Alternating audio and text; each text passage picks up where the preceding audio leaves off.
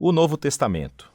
Se você abrir o índice de uma Bíblia, verá duas grandes coleções, o Antigo e o Novo Testamento. A palavra testamento se refere a uma parceria de aliança, que é do que tratam essas duas coleções. Elas contam uma história épica e complicada da aliança de Deus com Israel e com toda a humanidade.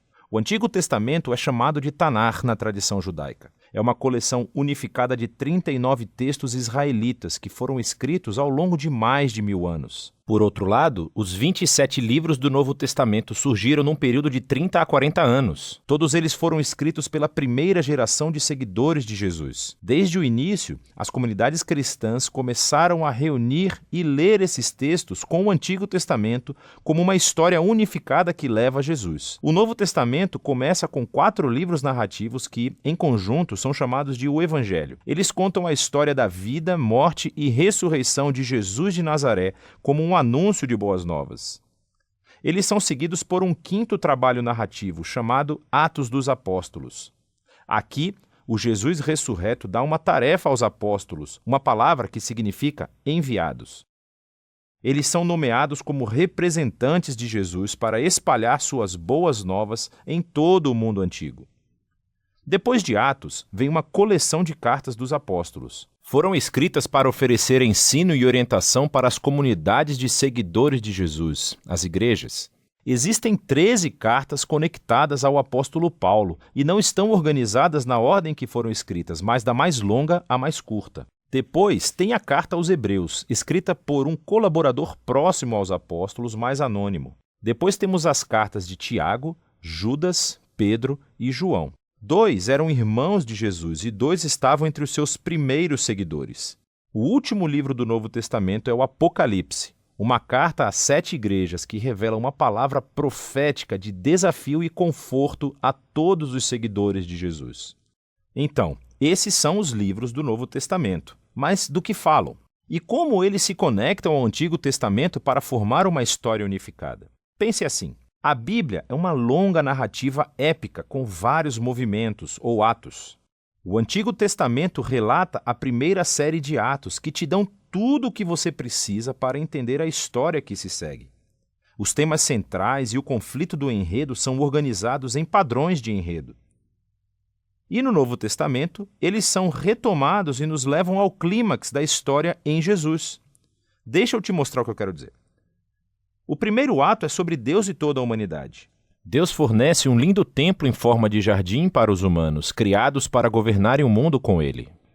Mas os seres humanos são tolos. Caem em uma tentação obscura e se rebelam contra a sabedoria de Deus. Então acabam exilados no deserto, onde começam a matar uns aos outros. Eles constroem cidades que espalham seu egoísmo e opressão, levando à grande cidade perversa da Babilônia. Mas Deus ama o mundo e os seus habitantes tolos, então promete um resgate com a chegada de um novo ser humano que destruirá o mal que nos levou à autodestruição. O próximo ato da história bíblica é sobre Deus e Israel e desenvolve os temas e padrões do primeiro ato. Deus chama uma nova humanidade para deixar a Babilônia rumo a uma terra que é como um incrível jardim. Abraão, Sara e seus descendentes, os israelitas. Deus promete que, por meio deles, sua bênção será restaurada a todas as nações. Com certeza, estes são os novos seres humanos que estamos esperando. Mas os israelitas repetem a rebelião da humanidade contra Deus, construindo as suas próprias cidades violentas que levam à autodestruição e a outro exílio na Babilônia. Mas Deus sustenta a sua promessa de que o novo ser humano virá da linhagem de Abraão. Será um sacerdote rei que agora terá que resgatar Israel e a humanidade da Babilônia para restaurar a bênção de Deus para o mundo. Veja como esses 2 atos seguem o mesmo padrão. O segundo ato é uma versão mais longa e violenta do primeiro, explorando a trágica condição humana. Mas também destacam a promessa de Deus, que é desenvolvida no próximo ato, os profetas e os poetas do Antigo Testamento.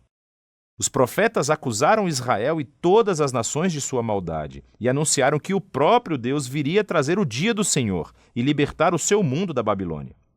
Ele faria isso por meio de um sacerdote rei prometido que vai sofrer como um escravo e morrer pelos pecados de Israel e de toda a humanidade, mas depois será exaltado como rei sobre as nações.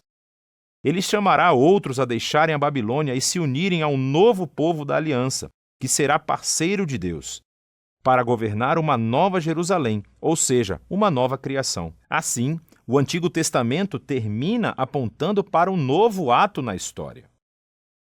E quando você entra no Novo Testamento, é a mesma história que agora é levada adiante em Jesus. Vamos ver como. Os 4 evangelhos apresentam Jesus tanto como o filho de Abraão que restaurará a bênção de Deus para as nações, como o novo ser humano que derrotará o mal e restaurará a humanidade à parceria com Deus. Então Jesus é retratado como um ser humano e muito mais. Ele saiu anunciando a chegada do prometido reino de Deus, falando e agindo como se fosse o rei divino de Israel. Mas em vez de se chamar de rei, Jesus se referiu a si mesmo como o Filho do Homem, ou seja, o ser humano que agiria como um servo. Os evangelhos estão afirmando que, em Jesus, o Deus de Israel se tornou o israelita fiel e o verdadeiro humano que fomos criados para ser, mas falhamos. A missão de Jesus era confrontar o mal sombrio que se esconde sob a maldade humana e nos seduz ao egoísmo, violência e morte. Mas como você derrota esse tipo de mal?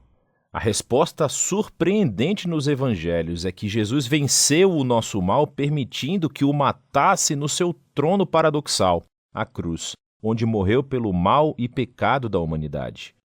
Foi ali que ele praticou o que ensinou, que a não-violência, o perdão e o amor altruísta são as coisas mais poderosas do universo. E porque o amor de Deus pelo seu mundo é mais forte que o mal ou a morte, Jesus foi ressuscitado como o protótipo de uma nova humanidade. E isso nos leva à história de Atos. Pelo Espírito, Deus capacita os seguidores de Jesus a espalharem sua vida e seu amor, convidando pessoas a se unirem à família multiétnica de Jesus, a nova humanidade. É aqui que as cartas dos apóstolos se encaixam na história. Eles se comunicam com as primeiras comunidades cristãs e mostram como as boas novas sobre o Rei Jesus mudaram a história e devem mudar tudo em nossas vidas.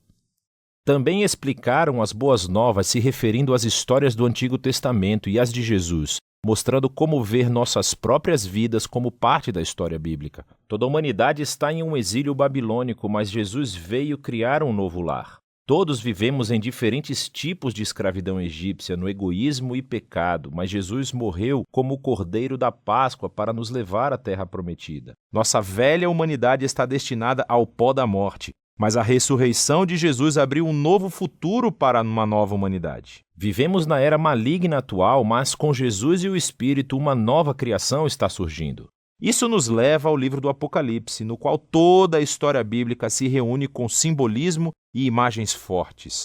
Jesus é retratado como um cordeiro ensanguentado que é exaltado como o rei divino do mundo. Ele está tirando seu povo da escravidão e exílio na Babilônia.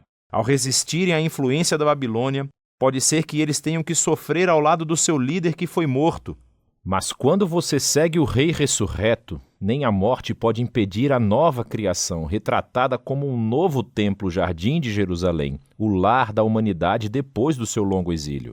Então, na última página da Bíblia, céu e terra são reunidos e os novos seres humanos assumem sua tarefa designada desde o início, governar o mundo juntos no amor e poder de Deus. O Novo Testamento é uma coleção incrível de documentos. Representam o testemunho dos apóstolos que nos leva ao Jesus ressurreto. E por meio do Espírito, essas palavras humanas se tornam uma palavra divina de esperança do primeiro século para o 21. Cada livro mostra como Deus em Jesus e no Espírito está levando o mundo ao seu destino em uma criação renovada. Assim, o fim da história é o início de uma nova, que ainda está para ser contada. E é disso que se trata o Novo Testamento.